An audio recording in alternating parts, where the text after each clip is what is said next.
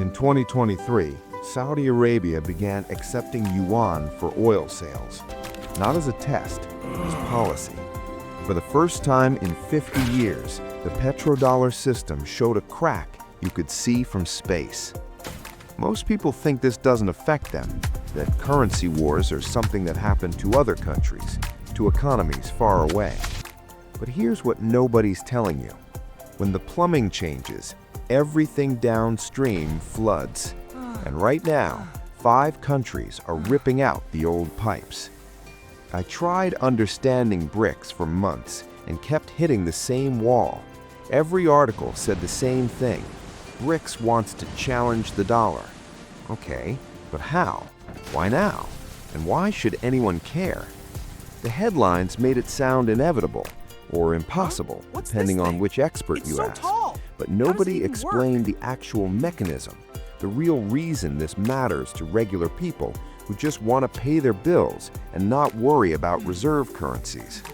I felt stuck between panic and dismissal, and neither felt right. What is going on? Here's the thing. Why is it melting? I spent 2 years makes writing no about sense. finance before I actually growing understood our how the savings. dollar Yes, system it's works. multiplying so fast. Not the theory, Wow, more the coins. Our practice. money is The growing. invisible architecture that makes your dollar worth something in Brazil or Japan or Nigeria. Most of us never think about it because we don't have to. The dollar just works. It's been the global currency our entire lives, our parents' entire lives. It feels permanent. But permanent and fragile can look identical until something breaks. So I did what I always do when Wow, I'm it's raining confused. money. I followed This is the money, amazing. not I'm the rich. headlines, the actual transactions. I started tracking trade agreements, currency swaps, gold purchases by central banks, the boring stuff that doesn't make the news. And that's when the pattern emerged. China and Brazil signed an agreement to trade in their own currencies, no dollars needed. India started buying Russian oil in rupees. The UAE began accepting Wow, yuan look, for a giant energy dollar exports. It's coming These right weren't for us. symbolic This is gestures. incredible. In 2023 alone, China settled over 5 trillion yuan in cross-border transactions without touching the dollar. This is so fun. Then I looked I'm at getting gold. so many coins. Central banks Yeah, bought keep gold going. in 2022 and 2023 more than in any 2-year period since 1950. China added 225 tons, Russia added 300, India added 75. At first, I thought these were isolated moves, different countries hedging different risks. Then I saw the pattern. They were all doing the same thing, building alternatives to the dollar system. Not in 10 years, right now. But to understand Katie, you why, look so I had to real. go back to Come to how life the and dollar play. became dominant Yay, in the you're first moving. place. After World War II, the US had half the world's gold and the only economy still standing. Everyone needed dollars to rebuild. That dependency never really ended. Today, 60% of global foreign exchange reserves are held in dollars. 88% of all currency trades involve the dollar on one side. Here's how that creates There it is. control. If It's all Brazil coming wants together. to buy oil from Russia, Perfect vision. they can't just use reals and rubles. They have to convert to dollars first. The transaction moves through American banks, under American oversight, subject to American sanctions, even though it's a deal between 2 non-American countries. This isn't a bug, it's the design. And it worked fine for decades, until it didn't. When Russia invaded Ukraine, the US froze $300 billion of Russian central bank reserves overnight. No trial, no negotiation, just gone. That sent a message to every country watching. Your money isn't really yours if it's denominated in dollars and held in the Western financial system. China heard that message. So did India. So did Brazil. So did Saudi Arabia. And they started building exits. The Brics nations, Brazil, Russia, India, China, South Africa, don't agree on much. They have border disputes, competing interests, different political systems, but they all share one frustration. The dollar gives America control over their economies, even when America isn't involved. So they made three moves. First, bilateral trade agreements that bypass the dollar. China and Brazil settling in yuan and reals. India buying Russian oil in rupees. Real volume, real infrastructure. Second, currency swaps. These are agreements where central banks exchange currencies directly without needing dollars as an intermediary. China has signed swap agreements with over 40 countries.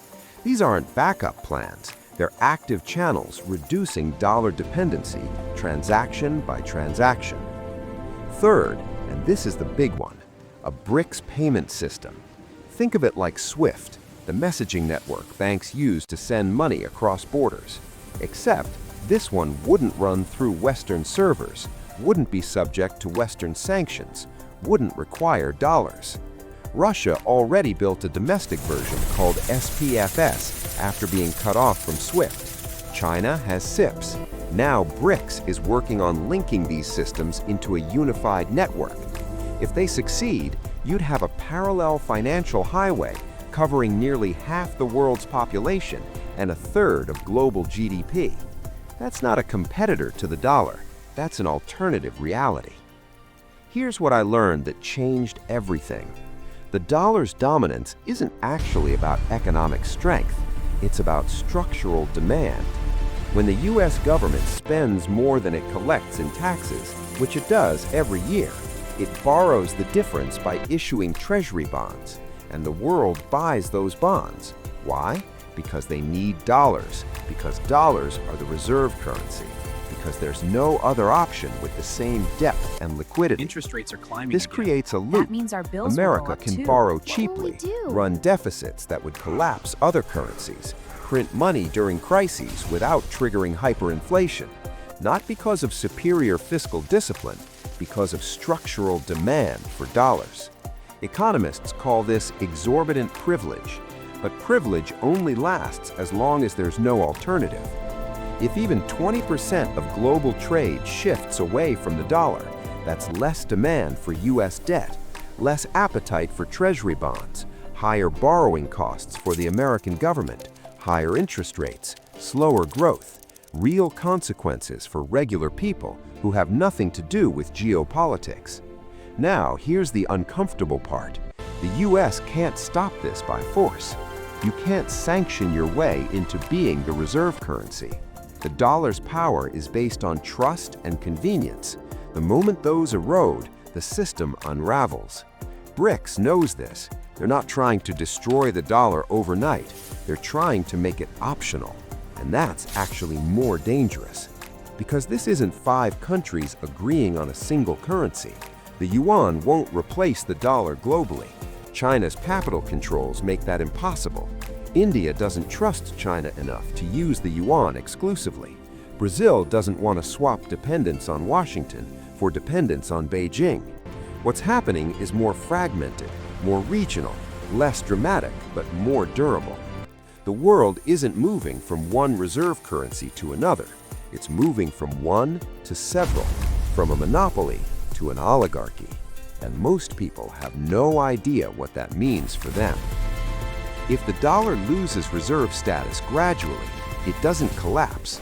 It deflates, slowly, persistently. American consumers feel it first. A weaker dollar means higher import costs. That shirt from Vietnam becomes more expensive. That phone from China becomes more expensive. Inflation doesn't need a crisis to hurt. It just needs consistency. American companies feel it next. If foreigners hold fewer dollars, they buy fewer American assets, less foreign investment, less capital flowing into stocks, real estate, startups. And the government feels it hardest. Without cheap borrowing, the U.S. faces a choice: cut spending, raise taxes, or accept higher inflation. There's no fourth option. This is what losing reserve currency status actually looks like. Not a crash, a grind. The Brics nations represent 42% of the world's population, 32% of global GDP, and they're adding new members: Argentina, Egypt, Iran, Saudi Arabia is considering it. This isn't a club anymore, it's a movement. And the dollar's response has been nothing. No reform of SWIFT, no alternatives offered, no acknowledgement that weaponizing the financial system has long-term costs, just confidence that the system will hold because it always has. That's not a strategy, that's inertia. So here's my question for you. When was the last time you thought about why your money works the way it does? Not how to save it, not how to invest it, but why does it have value in the first place?